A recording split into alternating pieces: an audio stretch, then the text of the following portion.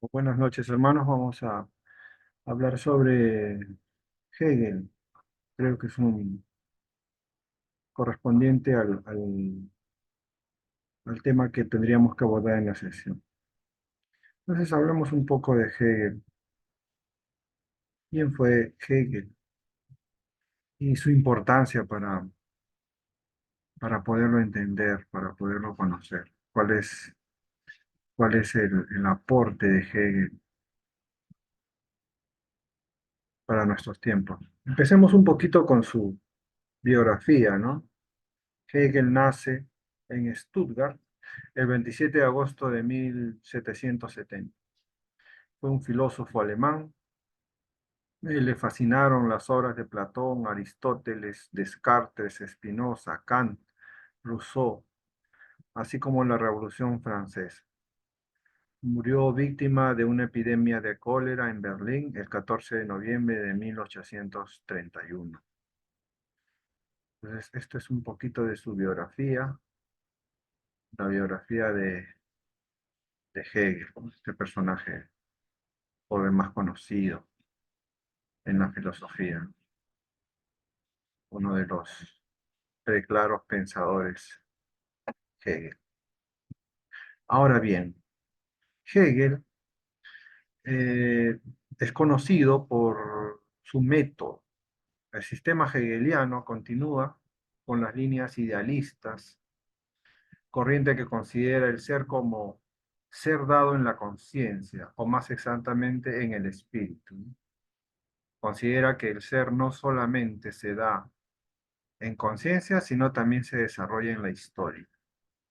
Circunscribe el campo de la estética a lo bello producido por el hombre, el arte bello. Recordemos que Hegel tiene una influencia teológica. Él había estudiado teología en Tubinga. Entonces él tiene una influencia teológica en su interpretación acerca de la filosofía y de la historia. Y vamos a tratar de abordar esto, ¿no?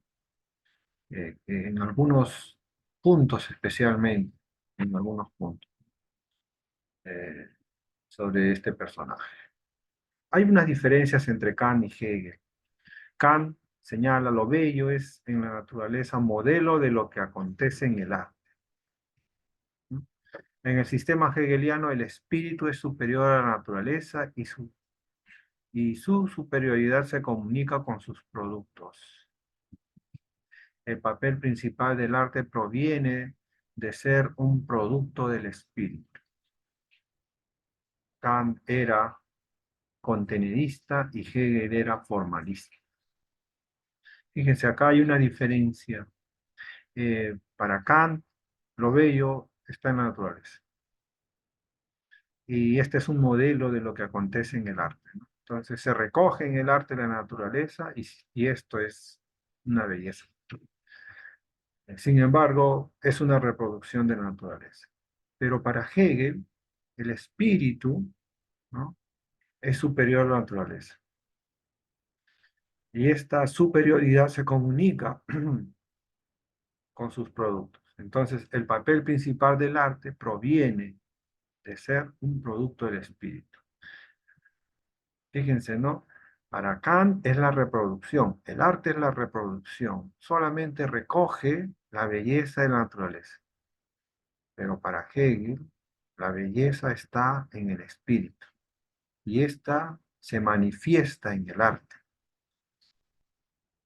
Es interesante, ¿no? Contrapuestos hasta cierto punto, ¿no? Contrapuestos hasta cierto punto, Kant y Hegel.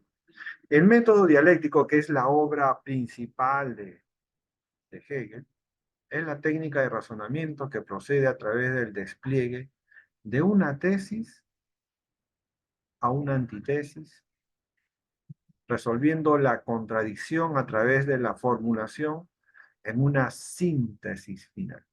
Esto lo vamos a ver, pero ya les planteo, ¿no? La tesis viene a ser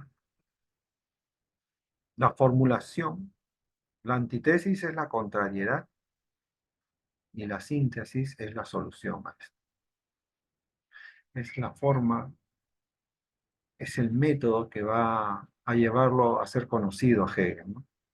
Ahora, características de la dialéctica. Todo está unido, nada está aislado. Hay conexión universal, acción recíproca entre dos cosas y sus relaciones complejas. Todo cambia. La realidad está en constante transformación. Para Hegel es importante esto, el movimiento, el dinamismo. Esto es lo que hace la historia, ¿no? No hay contemplación, hay constante movimiento. Entonces, esto hace que la sociedad, la sociedad avance, ¿no? Esto es el devenir de la historia, según Hegel. El objetivo, crear un sistema que incluya toda la realidad, toda la historia y no solo el pasado, sino también el presente y el porvenir. Un proceso dialéctico, progresivo, por el cual el espíritu alcanza un completo conocimiento de sí, que culmina en su propia filosofía. La idea absoluta para Hegel es Dios. Síntesis. Dios es alienado. Primero en la naturaleza se revela, luego en la historia y se reconoce a través del arte, la religión y la filosofía. Fíjense, aquí nuevamente retomamos, se retoma el tema de la belleza. Para Hegel, Dios es la idea absoluta. Y aquí Hegel se presta de Platón, ¿no? El motor inmóvil, ¿no? Entonces aquí vemos una influencia platónica en Hegel, ¿no? La síntesis. Recuerden al comienzo, el método dialéctico de Hegel tiene tres pasos, ¿no? Tres puntos, ¿no? La tesis, la antítesis y la síntesis, ¿no? Entonces, la síntesis para Hegel es Dios, es la solución al problema de la sociedad, del mundo y del hombre, ¿no? Dios desalienado, dice. Primero en la naturaleza, se revela, luego en la historia y se reconoce a través del arte, la religión y la filosofía. Estos canales para reconocer a Dios, ¿no? Todavía Hegel dice, ¿no? A través del arte, la religión y la filosofía. Por ahí es que nosotros conocemos o tenemos acceso a este Dios revelado. Ahora, el arte en el sistema hegeliano. El pensamiento de Hegel sobre el arte se encuentra desarrollado en sus lecciones de estética publicadas después de su muerte, ¿no? Es post-mortem su publicación. El arte es una manifestación sensible de la idea. Es la creación del espíritu. No todas las formas de arte están justificadas dentro de la estética de Hegel. Un artista no puede hablar de cualquier cosa. Entonces, para Hegel, ¿no? Aquí vemos una concepción del arte, ¿no? Como una manifestación sensible de la idea, es la creación del espíritu, ¿no? Es la creación del espíritu. Interesante, ¿no? De alguna manera, ese es el influjo de la ilustración en Hegel. Recuerden que Hegel se desarrolla en un periodo previo o paralelo al de la Revolución Francesa, al de la Revolución Industrial, ¿no? Y al acontecer de estos filósofos académicos, ¿no? Que empiezan a crear y recrear un nuevo mundo que hasta hoy en día nos dura, ¿no? Entonces, de eso vive y de eso va a beber Hegel, ¿no? De esa influencia, ¿no? ¿Cuáles son las determinaciones para el arte? Que no es un producto natural, sino algo producido por la actividad humana. Está hecha esencialmente para el hombre. Tiene un fin en sí, ¿no? Entonces, fíjense que él está, está definiendo que el arte es una producción del hombre, ¿no? Y tiene un fin en sí. El arte es algo bello, viene de lo... eh, im- imitar a la naturaleza es un esfuerzo presuntuoso y superfluo. que previa al arte de su libertad. Entonces, eh, fíjense, esto ya es contrario a lo que habíamos visto anteriormente, ¿no? Y ahí la diferencia de Hegel con otros filósofos. Entonces, no ve el interés de la imitación de la naturaleza por el arte, pero sí el de la imitación del humano por la naturaleza, ¿no? Entonces, para Hegel, el arte es el influjo del ser por su liberación, por su libertad, por su superación, ¿no?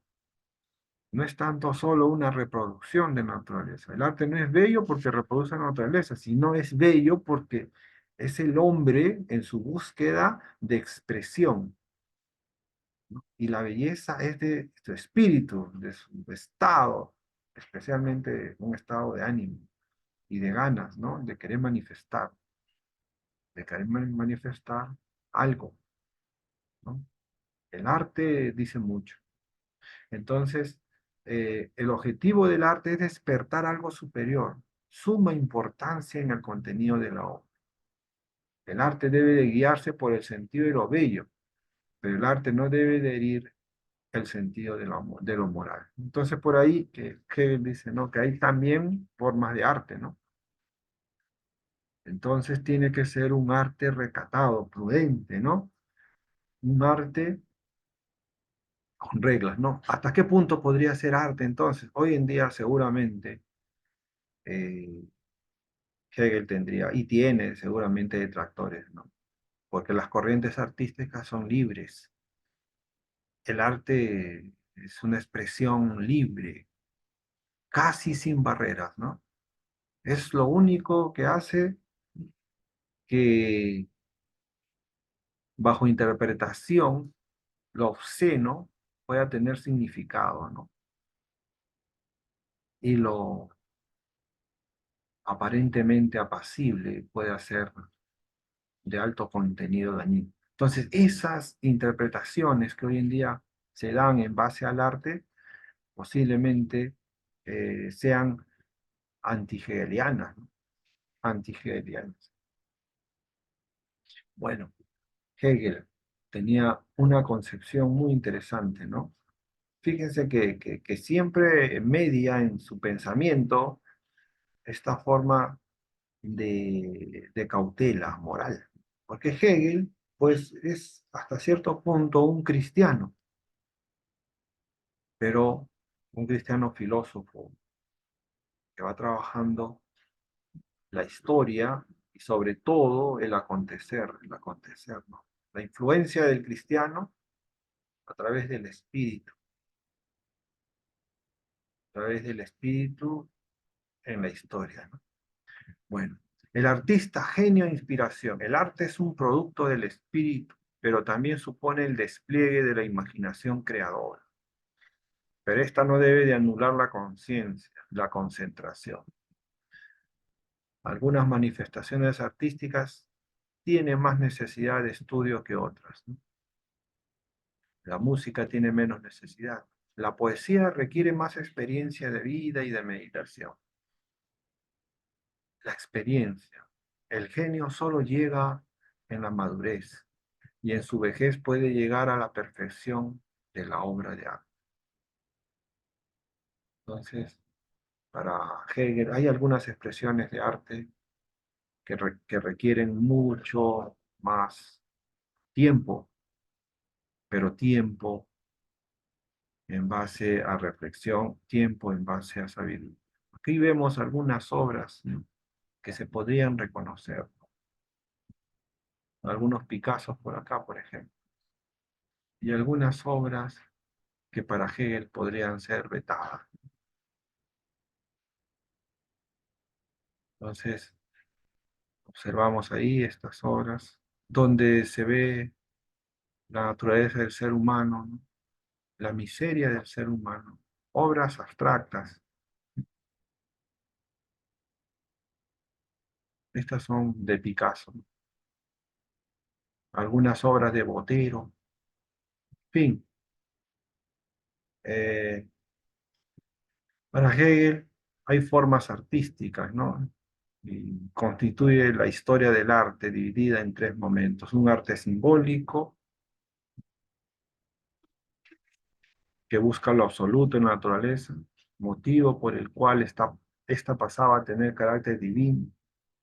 La forma y el contenido se identifican. Las personificaciones no son símbolos de lo divino, sino lo divino mismo. Fíjense, las personificaciones no son símbolos divinos, sino lo divino mismo.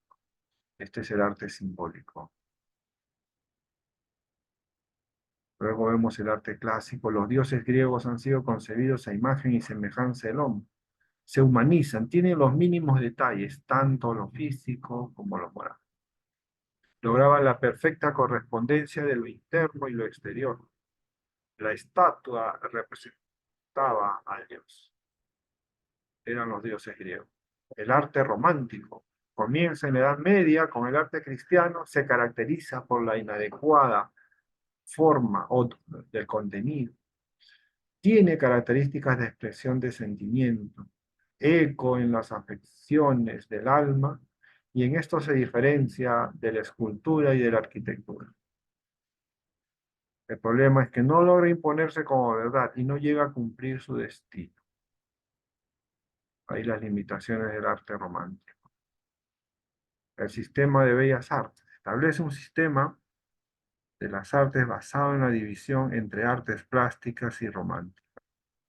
Plásticas, la arquitectura y la escultura; románticas, la pintura, la música y la poesía. Las diferencias entre las artes tienen un proceso evolutivo, cuentan con florecimiento, preparación y declinación. Cada una alcanza un clímax en las diferentes disciplinas. El arte simbólico, la arquitectura; el arte clásico, la escultura; el arte romano, la pintura, música, creación de la literatura y la poesía. Aquí vemos pues un desarrollo de estas artes, un desarrollo evolutivo. Momentos de evolución histórica del espíritu. La arquitectura corresponde al comienzo del arte. La arquitectura, las formas, ¿no? La escultura es una representación humana del Dios. La pintura, hecha de colores y apariencias, expresan los sentimientos del sujeto. Hegel considera que la poesía es la forma más espiritual del arte, ¿no? Situada en medio entre la intuición y el pensar. Nuevamente Hegel se ve influenciado por, por esta corriente platónica, ¿no? Porque Platón exponía, ¿no?, que lo perfecto es la idea, ¿no? La idea es lo perfecto. La idea es lo que existe para Platón. Hegel dice, ¿no?, que es la poesía del poeta.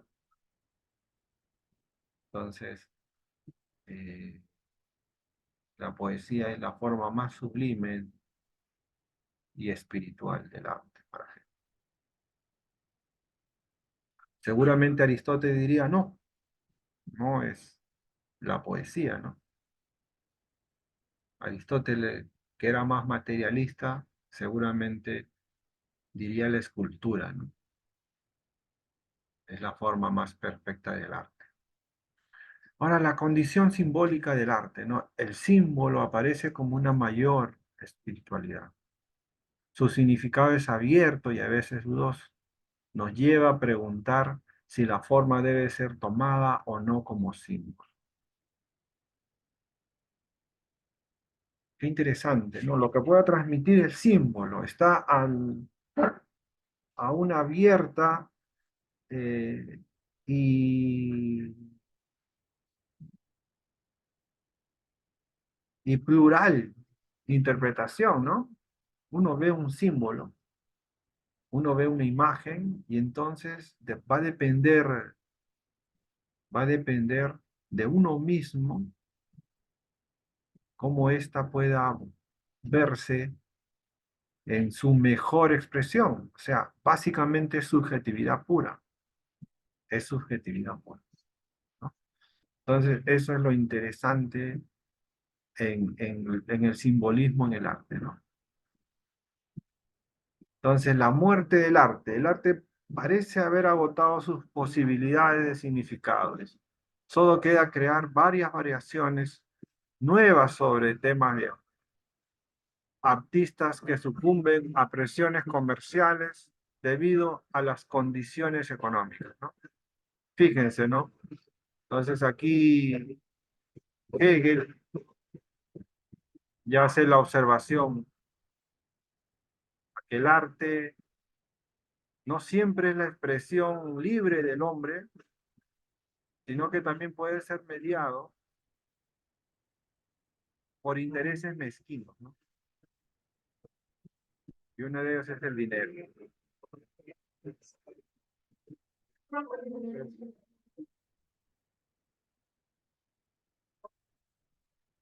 Y vemos.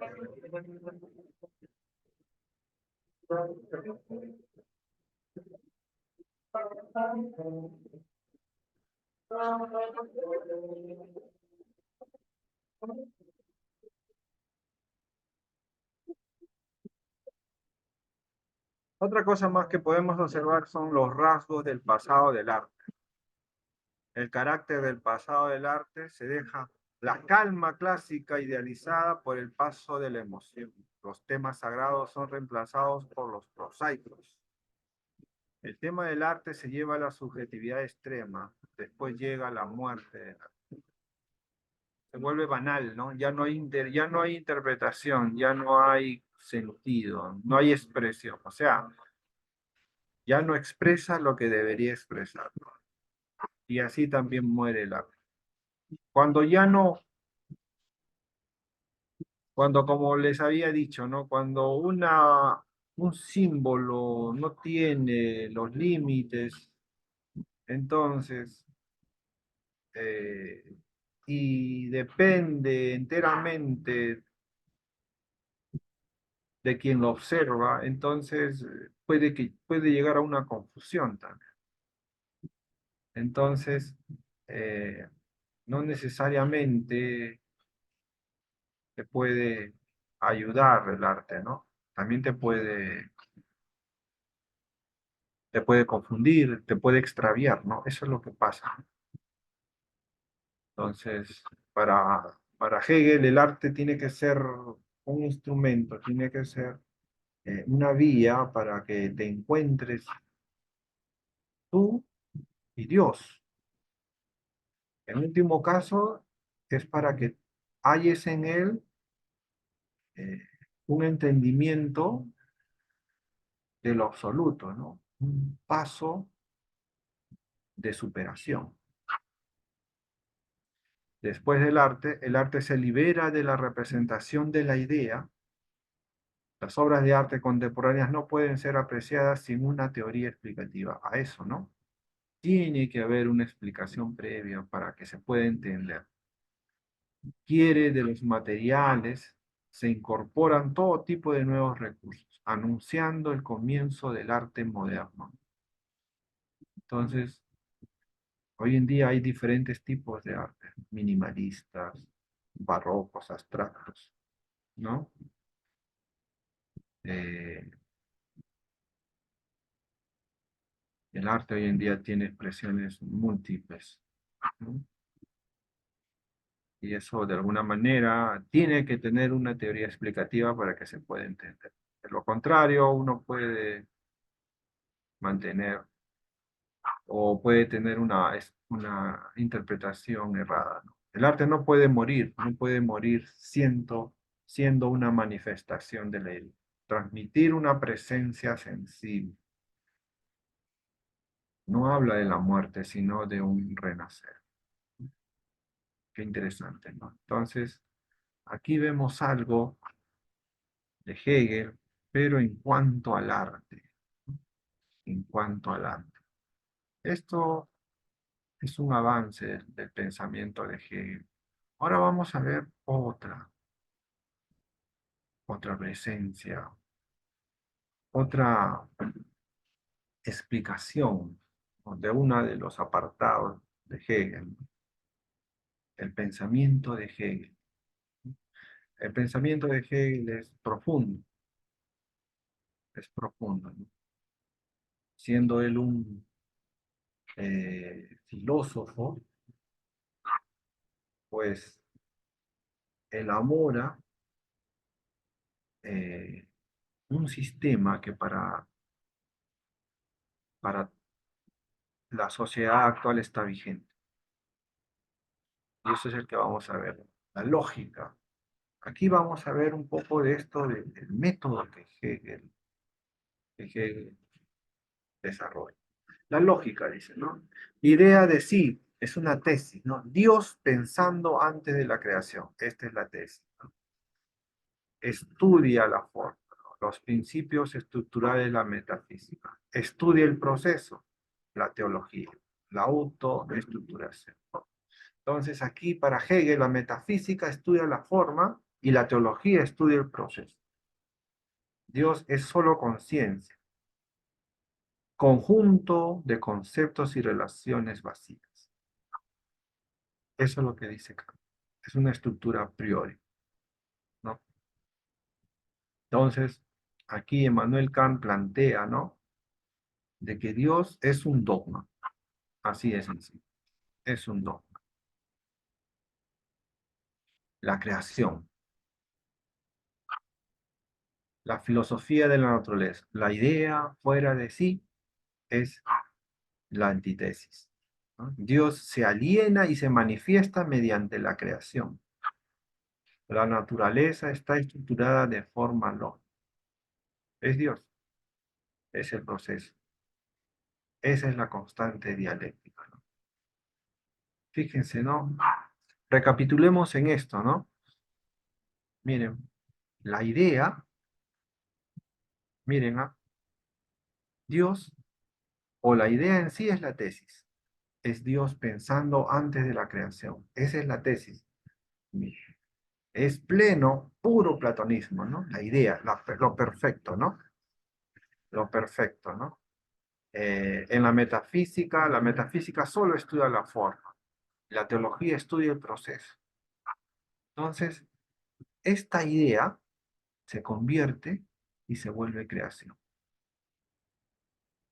Y aquí está ya la tesis y la antítesis, ¿no? ¿Qué quiere decir? La idea fuera de sí es la antítesis, ¿no? O sea, la idea ya convertida, ¿no? Dios se aliena y se manifiesta mediante la creación.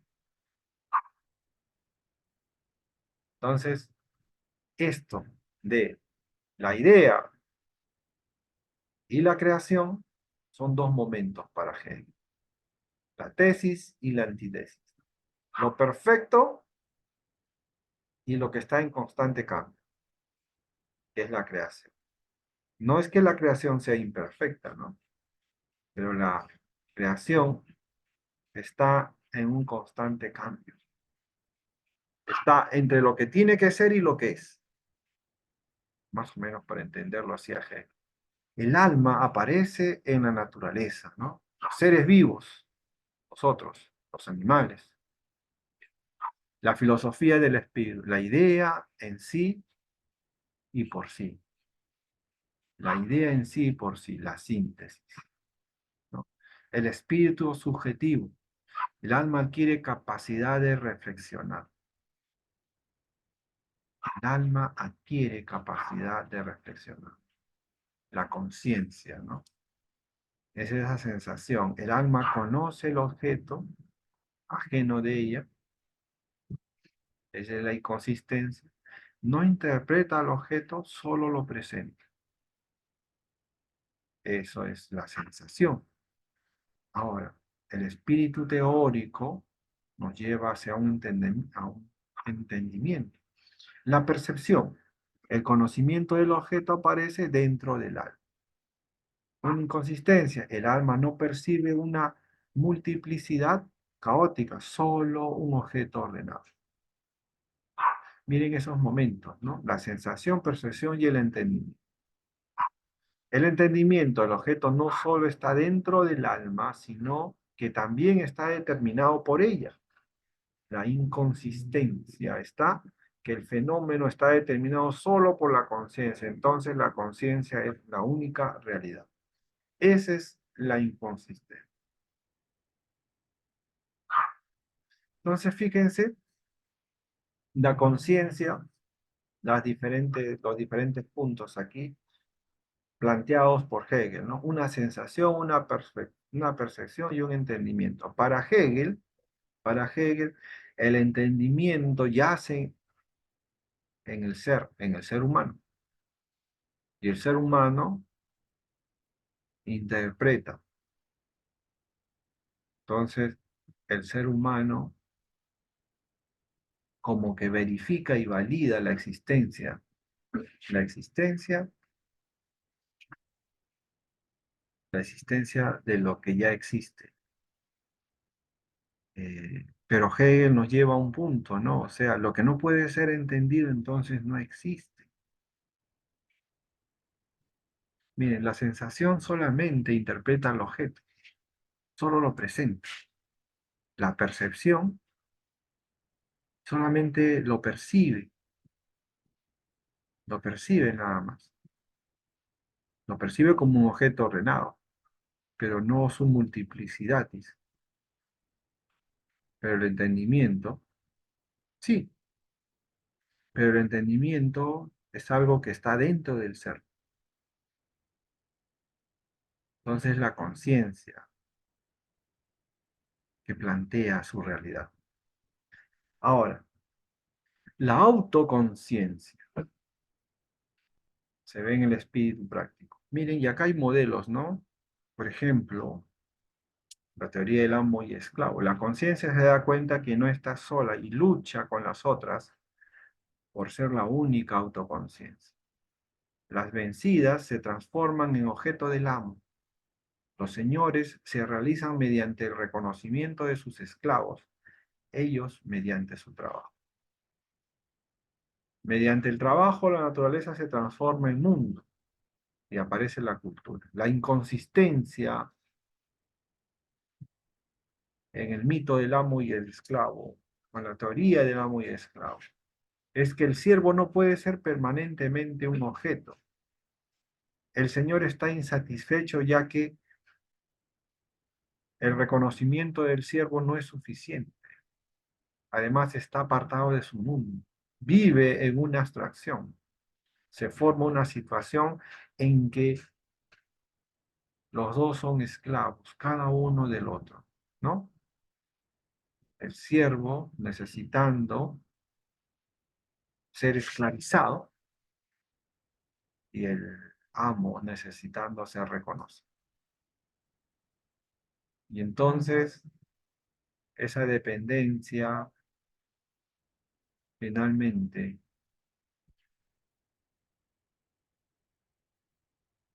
los anula, ¿no? No pueden. Es una circularidad, una circularidad.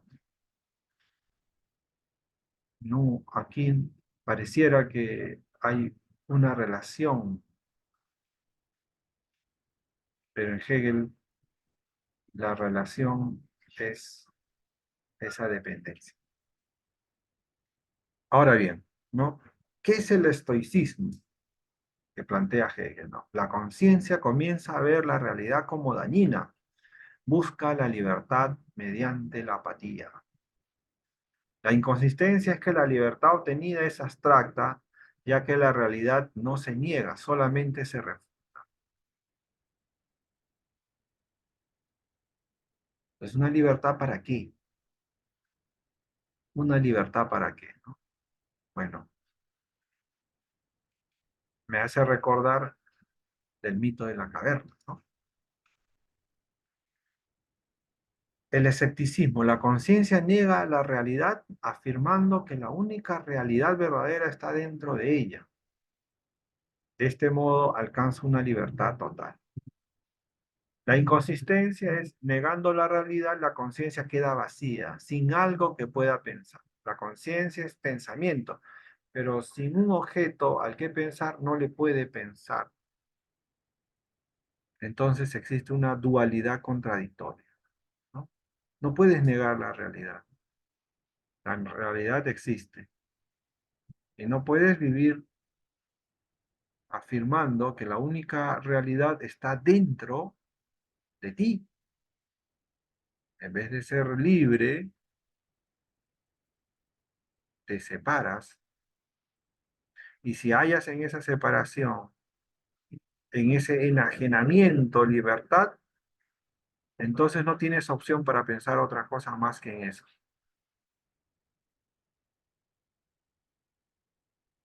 ¿no? No se puede ser libre negando la realidad y viviendo bajo un modo de pensar. La conciencia infeliz, en realidad, se debe a que hay dos conciencias, una divina inmutable y una humana cambiante. El hombre pasa a ser esclavo de Dios. La inconsistencia es que el hombre trata de escapar del nuevo sometimiento, se da cuenta que Dios quiere lo mejor para nosotros. Fíjense, ¿no? La conciencia infeliz. Esto es interesante, ¿no?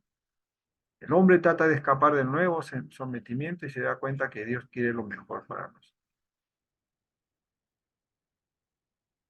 La devoción, la conciencia se da cuenta que recibe todo de parte de Dios como regalos. Dios no es un malvado Señor, sino un Padre amoroso. La inconsistencia es que el hombre se da cuenta de su pobreza con respecto a Dios y trata de vincularse con Él mediante el asceticismo. O sea, no puedes vincularte a Dios maltratando o negando la naturaleza propia. La vinculación con Dios no nos hace que neguemos nuestra corporeidad, nuestra naturaleza, es parte de nuestro ser. Es más, debemos de manifestarlo. Esa es, somos creación de Dios, ¿no? En ese sentido, hay que manifestarlo, ¿no? Pero ¿cómo? Ahí está el punto. El ascetismo. La conciencia individual se da cuenta que está unida a la de Dios, el cual da e impone lo lógico, lo mejor para todos. Mediante esta unión se supera la decisión y se llega a la conciencia absoluta. Entonces la conciencia entiende que es toda la realidad en sí misma y se transforma en razón. Una zeta, ¿no? Nuevamente acá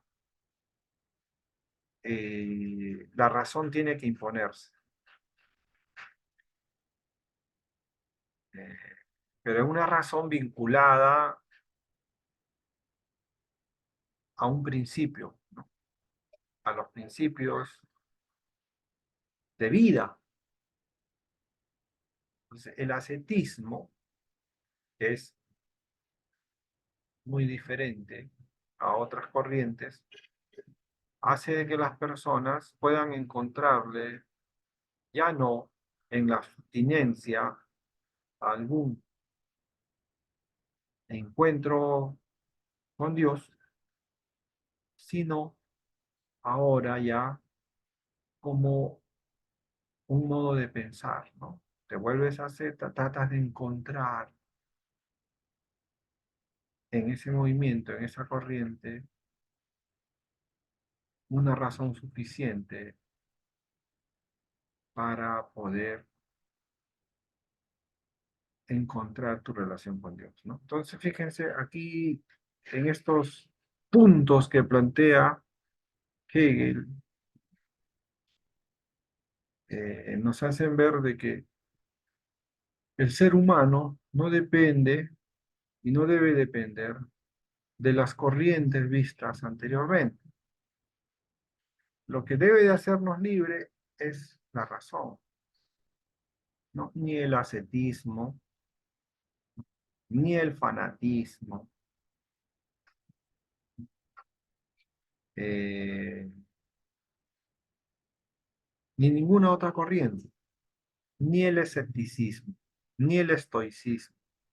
Todas estas corrientes que planteaban una relación o una manera o forma de vivir libre o de vivir en comunión con Dios, al final se negaban a sí mismas, ¿no?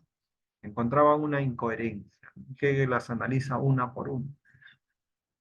Y entonces él dice, lo único que nos va a hacer libres es tener la razón.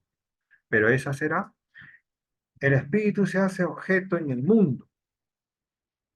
Entonces Hegel ya empieza a plantear un espíritu objetivo ante estas formas de, de relación con Dios, ¿no? Que encuentran dentro del ser humano, en algunas normas, en algunas formas, en alguna relación mistérica, mística, alguna solución, pero cada una tiene sus inconvenientes. Ahora, ¿qué es lo que plantea Hegel? Ahora lo vamos a ver. El espíritu objetivo, ¿no? La libertad es la unión de la voluntad individual y la voluntad racional. Para Hegel, la razón viene de lo absoluto y esto es Dios mismo. Entonces, fíjense, derechos abstractos, ¿sí, no? Los contratos que ligan a las personas pertenecientes a una comunidad. La persona es sujeto capaz de tener propiedad, derecho de utilizar la propiedad personal como cada uno quiera. Entonces, para Hegel existen los derechos y hay que respetar esos derechos. El rompimiento de derechos genera injusticia, culpa y castigo. Por ahí no es el camino. Si se puede romper, la ley es externa. Necesitamos que la ley universal esté dentro de cada uno. Entonces, necesitamos que exista una ley, y esto es una conciencia, que regule el comportamiento del ser humano, el cuidado de la sociedad. ¿Qué más? La moralidad, ¿no? La moral abstrae el derecho del mundo exterior y se centra exclusivamente en el interior, preocupándose de la voluntad. Se crea un mandato universal, un imperativo categórico que nos señala el camino del bien. Entonces, ¿cómo alcanzamos el bien? Con los imperativos categóricos. Este es el único camino, ¿no? Eso lo decía Emmanuel Kant. ¿Cuáles son las inconsistencias? Separa el ser y el debe ser. El sujeto intenta alcanzar la perfección. Entonces, esto es imposible. ¿Qué más? Encierra a la persona dentro de la interioridad, dejándola fuera de la comunidad. Interesante, ¿no? El imperativo categórico se vuelve entonces una norma, pero una norma para uno mismo. Ahora bien, veamos otro punto. La persona deja de seguir el mandato universal, pues su propia voluntad es idéntica a la ley. El alma ve. La forma de actuar en la que el objetivo es la comunidad, no el individuo, es llamado eticidad. Y lo que se busca aquí no es necesariamente que el hombre sea buena persona, sino que aún esto trascienda, trascienda. Lo que se busca es que la sociedad, la polis, se convierta en una comunidad que progrese, ¿no? Que encuentre una relación consigo misma agradable, ¿no? El objetivo es que cada vez vayan desapareciendo los desencuentros entre humanos. Ahora, ¿cuáles son los grupos sociales que hay que atender conforme a estas normas de convivencia, ¿no? La moral, la familia. La familia tiene como primer objetivo cuidar las necesidades básicas de sus integrantes, de ahí el deber del sujeto con él. Entonces, una familia debe de tener normas de convivencia, ¿no? Entonces, por ahí se debe de empezar, con la moral y con la ética. La sociedad civil satisface las necesidades del sujeto que no están al alcance de la mano. El orden, ¿no? Es más grande que la familia, así que el deber del sujeto con ella es mayor. Tanto familia como sociedad son superiores o son posteriores al individuo. Entonces, eh, ya no se trata solamente de salvaguardar los intereses personales, sino también transformar la familia y la sociedad. Y esto solamente para Hegel se hace por medio de la moral y la ética, que son las normas. Las normas. El Estado. El Estado es anterior al individuo, pues el individuo no posee valor ni sentido fuera del Estado. El Estado es un fin en sí mismo. Su estructura está basada en la Constitución, que existe en el espíritu del pueblo, escrita o no. Es la manifestación del espíritu en el mundo. El Estado prácticamente es un Dios. Entonces, estas instancias sociales son importantes para Hegel. La historia universal es la relación entre los estados, ¿no? La dialéctica del espíritu, el sufrimiento y las guerras son inevitables, son necesarias también en el proceso. Toda ella y cada uno de sus momentos es lógica. No podemos analizarla por episodios particulares. Hay que hacerla como camino hacia el absoluto. Ella da significado a todo lo que pasó y pasará. El Weltgeist, espíritu del mundo, se manifiesta mediante el espíritu del pueblo, pero también mediante los héroes, personas que son capaces de identificar y seguir las líneas de desarrollo del mundo. Astucia de la razón. El espíritu utiliza para sus propios fines a los individuos. Entonces, para Hegel, por demás está decir que la razón viene de arriba, viene de Dios, ¿no? Entonces, solo por medio de la razón se puede llegar a un mejor entendimiento y a dar pasos eh, de superación o de encuentro y de respeto, donde haya justicia.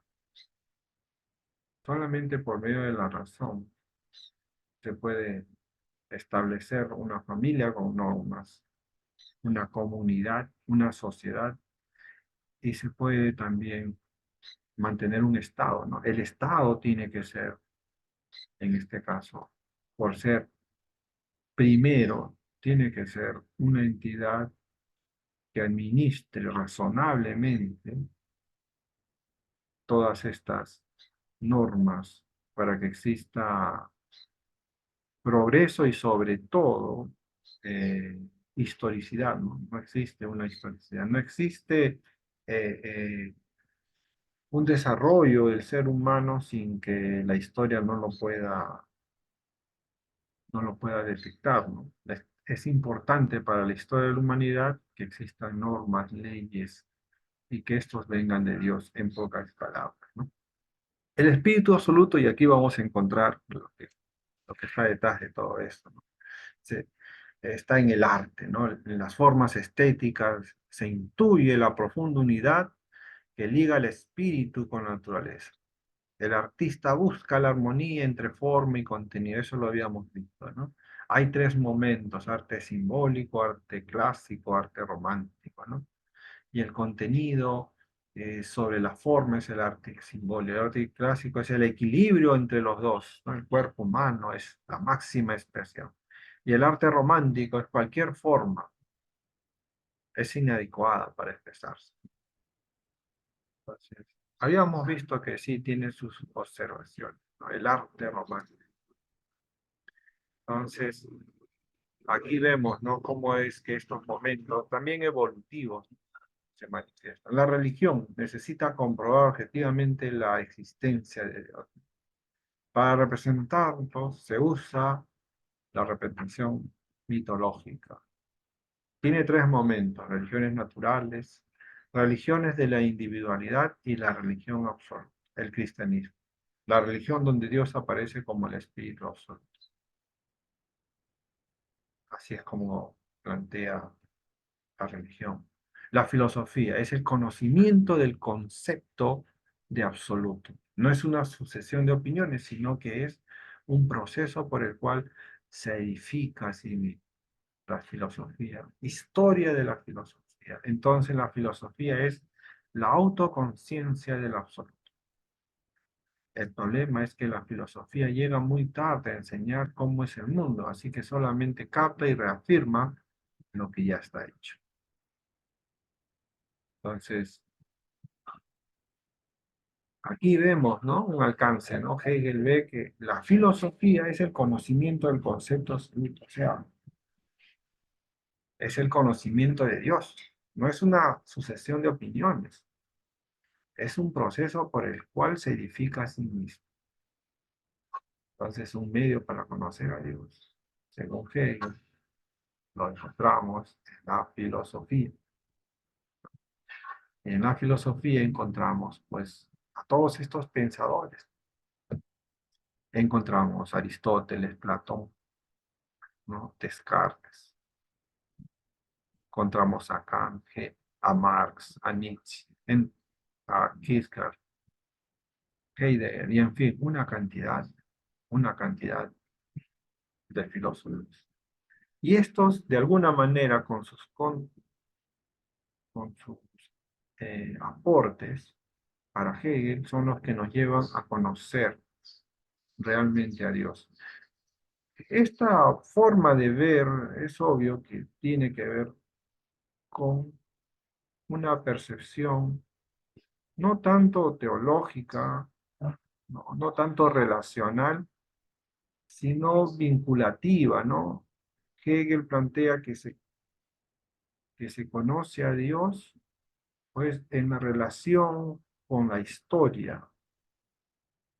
El absoluto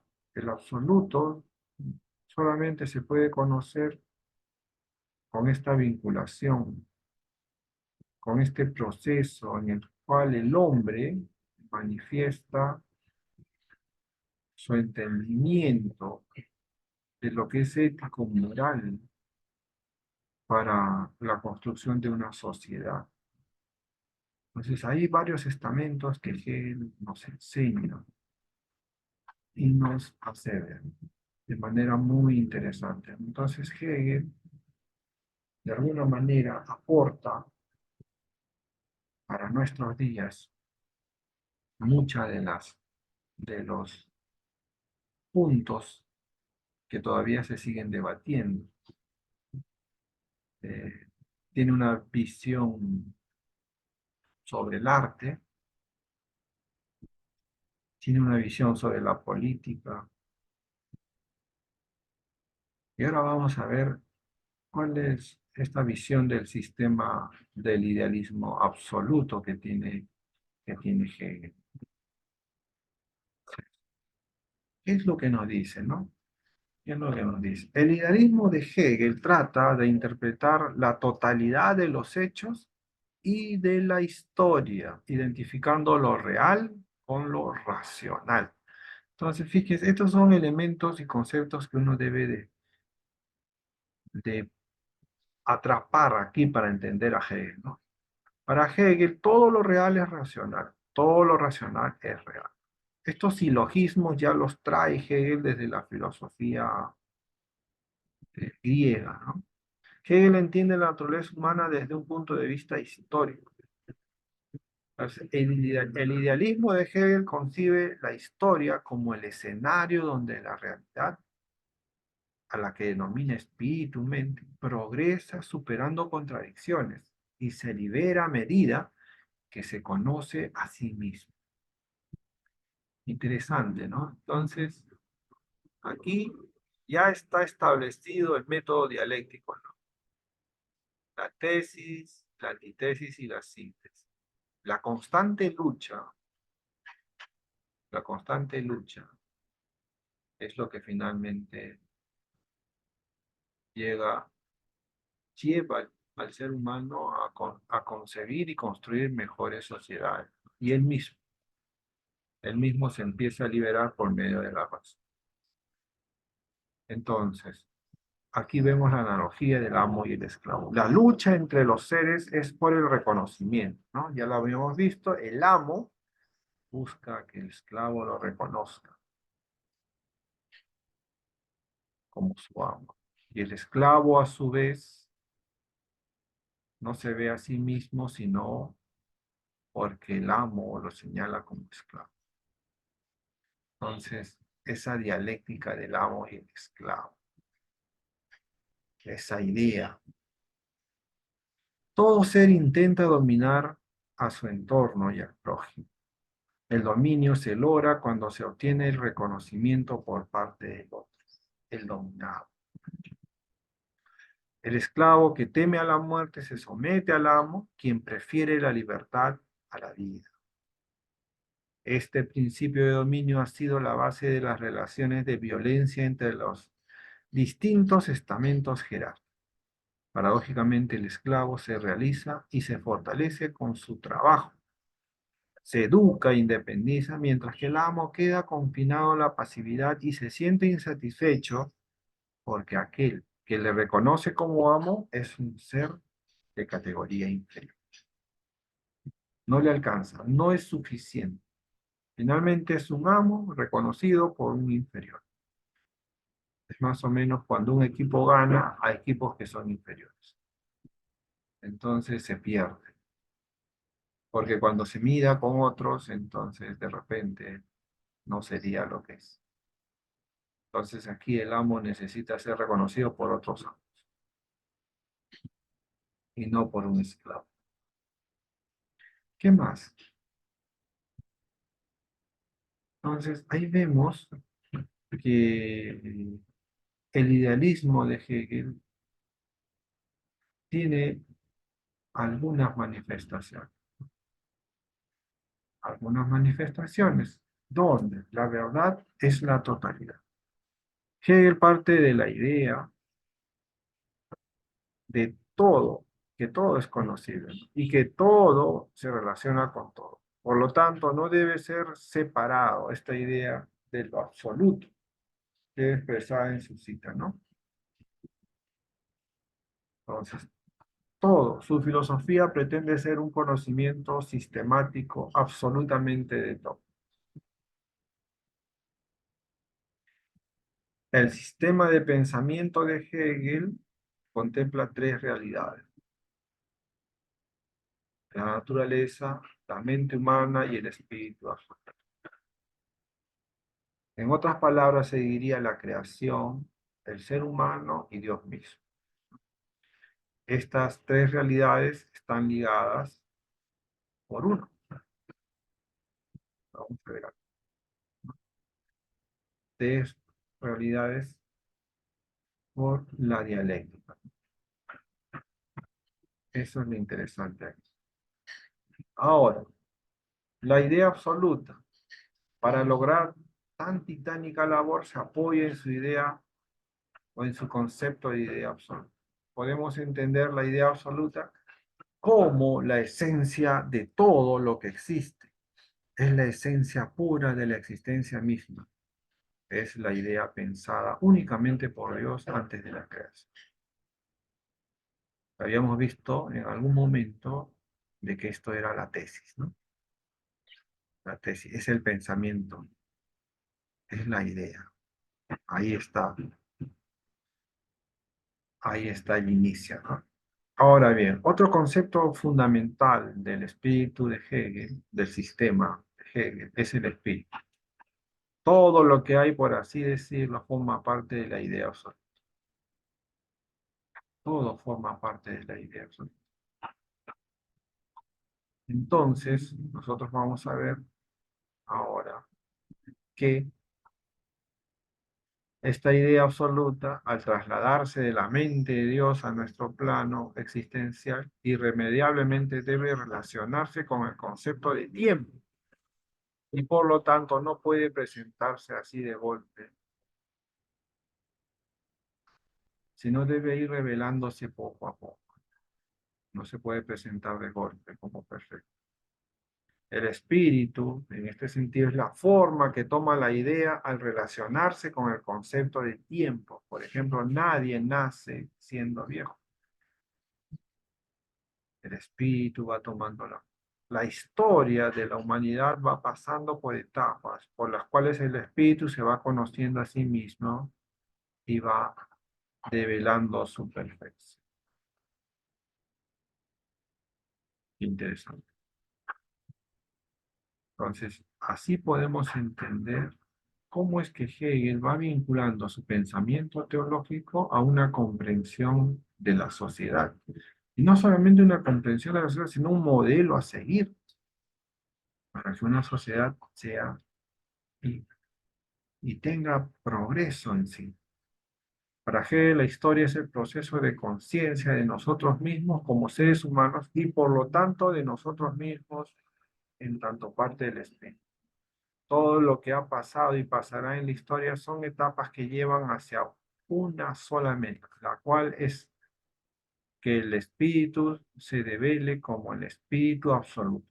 Eso es lo que dice, ese es el pensamiento de Hegel, ¿no? El espíritu se devele como el espíritu absoluto. Entonces, la mejor manera de conocer a Dios es conociéndolo por medio de la historia.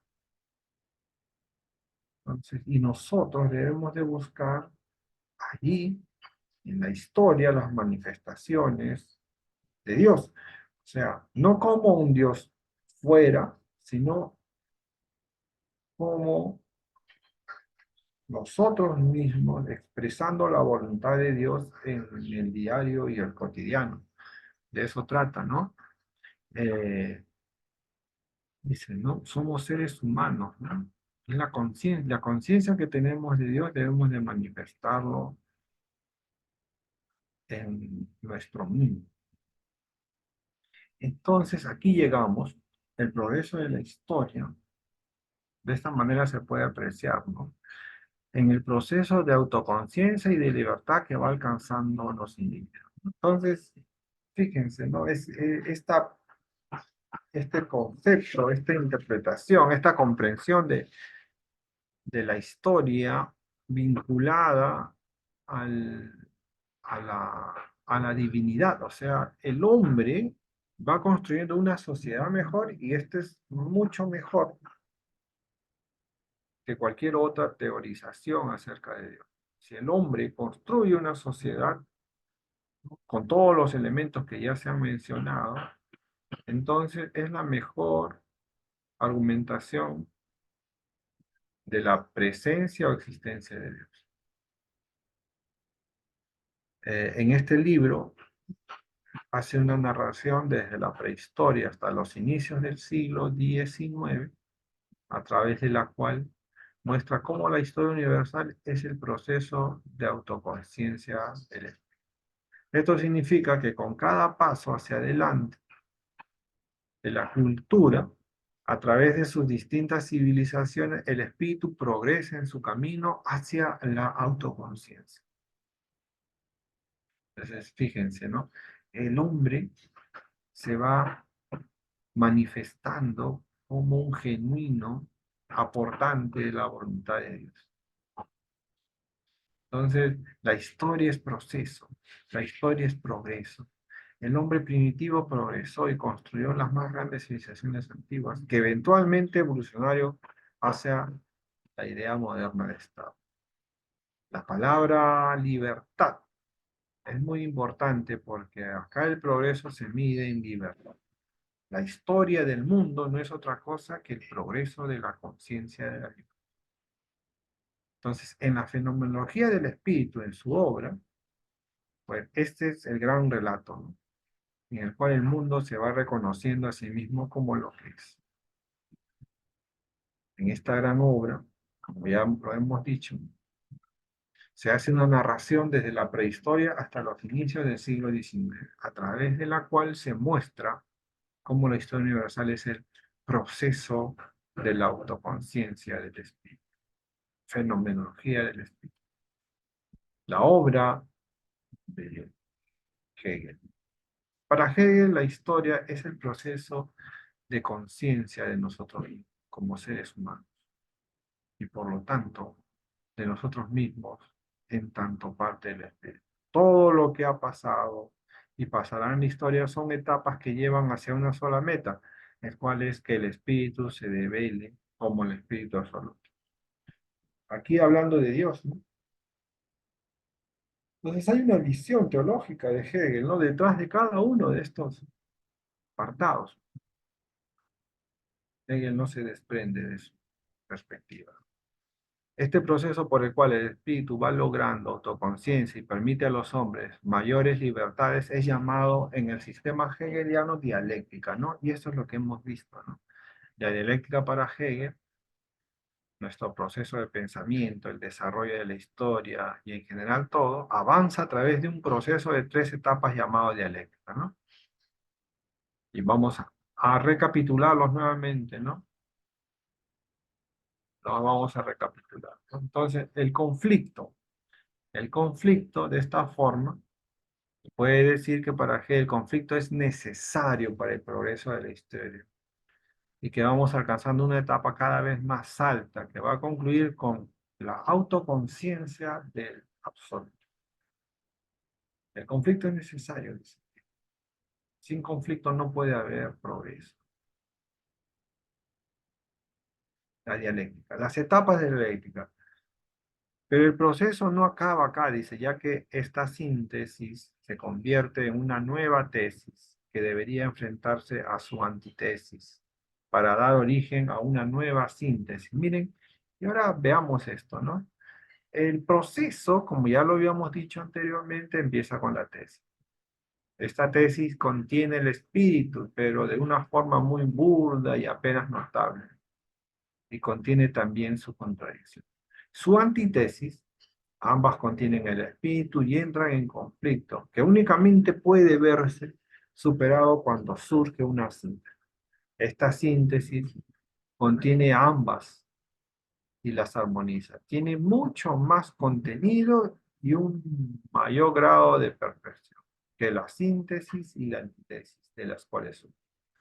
Entonces, las etapas de la dialéctica, como ya lo habíamos señalado, están compuestas por una tesis, una antítesis y una síntesis que circularmente van repitiéndose, ¿no? Finalmente la síntesis se convierte en una tesis y esta tiene que ser confrontada por una antítesis.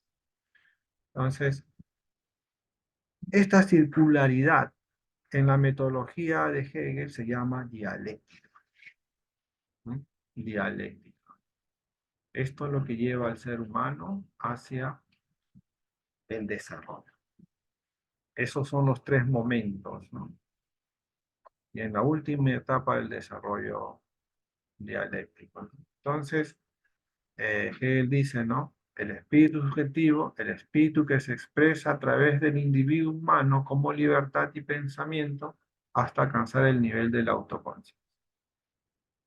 Entonces, fíjense, el espíritu subjetivo es el espíritu que se expresa a través del individuo como libertad y pensamiento, y este tiene que ser hasta alcanzar la autoconciencia.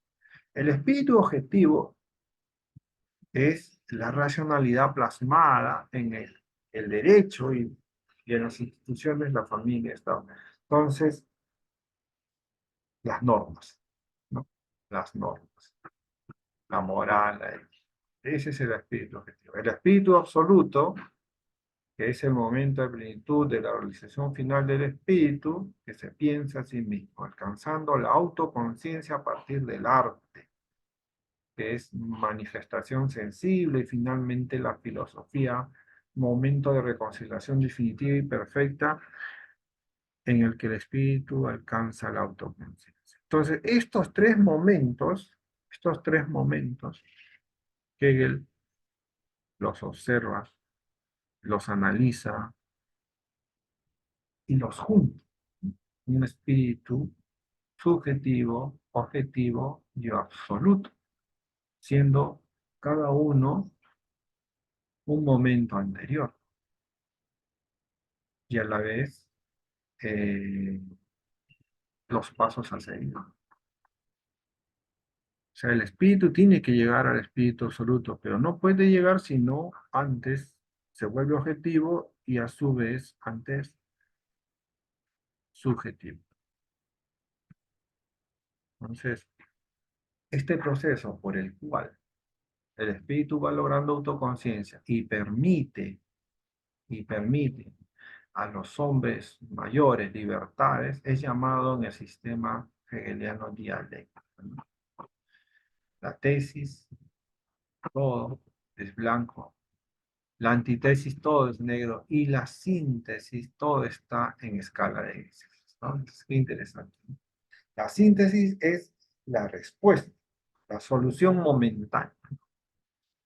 Entonces, el desarrollo de la historia y en general, todo avanza a través de un proceso de tres etapas de la dialéctica. La tesis, la antítesis y la síntesis. Entonces, así vamos avanzando, ¿no? La realidad se conoce a sí misma, ¿no? Esto lo habíamos visto, ¿no? Su filosofía es totalmente determinista, ¿no? La filosofía de Hegel. Tiene la idea absoluta. Es lo único que determina el curso de los hechos históricos y nada de lo que hagamos puede tener de forma alguna su progreso. Está determinado, está determinado. O sea, es positivista también. Todo lo que hacemos, pensamos y decimos es únicamente el espíritu actuando a través de nosotros. Está controlado, ¿no? ¿Somos acaso más que títeres que el espíritu utiliza para seguir un proceso de autoconciencia? La filosofía de Hegel apunta a que no. Esto podría desanimar a muchos, pero contrario a lo deprimente que inicialmente nos pudiera parecer la idea, esta pudiera ser la clave que Hegel nos ofrece para vivir una vida mucho más plena. El darnos cuenta de que nuestra individualidad es una ilusión y que somos una parte pequeñita del espíritu, automáticamente podemos concebirnos como una parte de un todo más grande. Estamos conectados con todo, con el absoluto, con Dios. Darnos cuenta que somos una pequeña parte del espíritu nos lleva más allá de los conceptos de felicidad o desgracia, nos lleva a la verdad. Entonces, en este caso, no somos teachers, eh, y acercarnos al absoluto, pues para Hegel nos hace parte del proceso de superación. Entonces, de la plenitud que debe de buscar el ser humano. Así Hegel establece su filosofía determinista.